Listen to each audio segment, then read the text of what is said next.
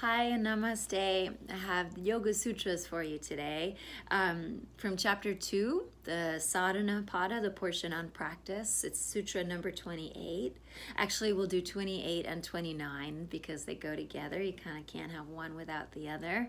And 28, what it says is that by the practice of the limbs of yoga, talking about the 8 limbs, the impurities dwindle away, and there dawns the light of wisdom leading to discriminative discernment. Wow, and that's from Satchidananda's translation of the Yoga Sutras, which I love because it's just so simple, easy to understand. So by practice of the limbs of yoga, all 8 limbs, limbs plural, not just one limb, the impurities dwindle away and there dawns the light of wisdom. And who doesn't want that, right? The wisdom that leads to discriminative discernment. The ability to realize that every thought, every action, everything we do is going to either move us in the direction of self-realization and awakening or further from it. And so we have this choice in every move that we make to be discriminating, to be discerning, and to always choose those things that bring us towards the light and towards awakening.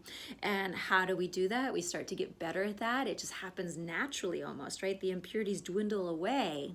We get wise when we do the 8 limbs of yoga. And the Sanskrit for that one, I'm not perfect at it, but I'll try. Yogan ganushtanad ashudik shaye jnana deeptir aviveka khyate. And then the next one says what the 8 limbs of yoga are. Yama, niyama, asana, pranayama, pratyahara, dharana, dhyana, samadhayo, shtavangani.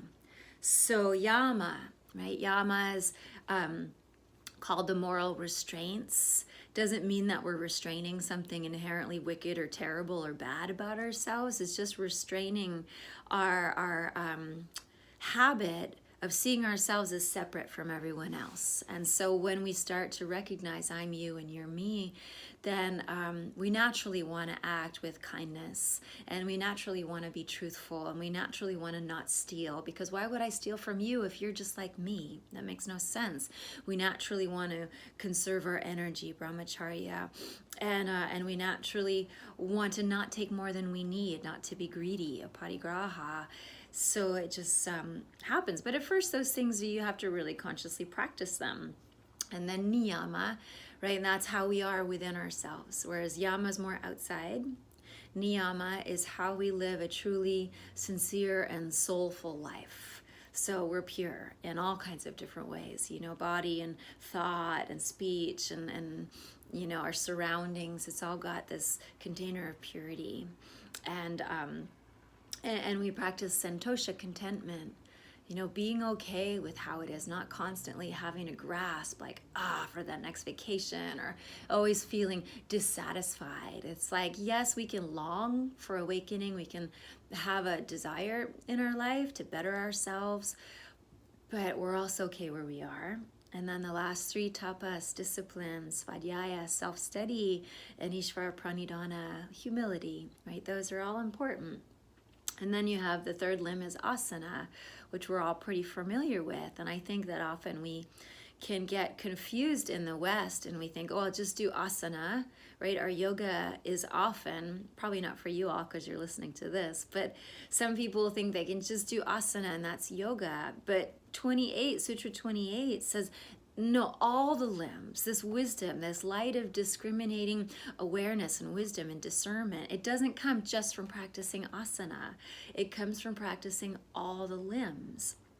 You know, it's like a recipe. You know, if you were going to make dinner, you're going to make a pizza and all you have is flour, right? Nobody wants to eat just flour. You have to put all the ingredients in and then you get the pizza. And who doesn't want pizza?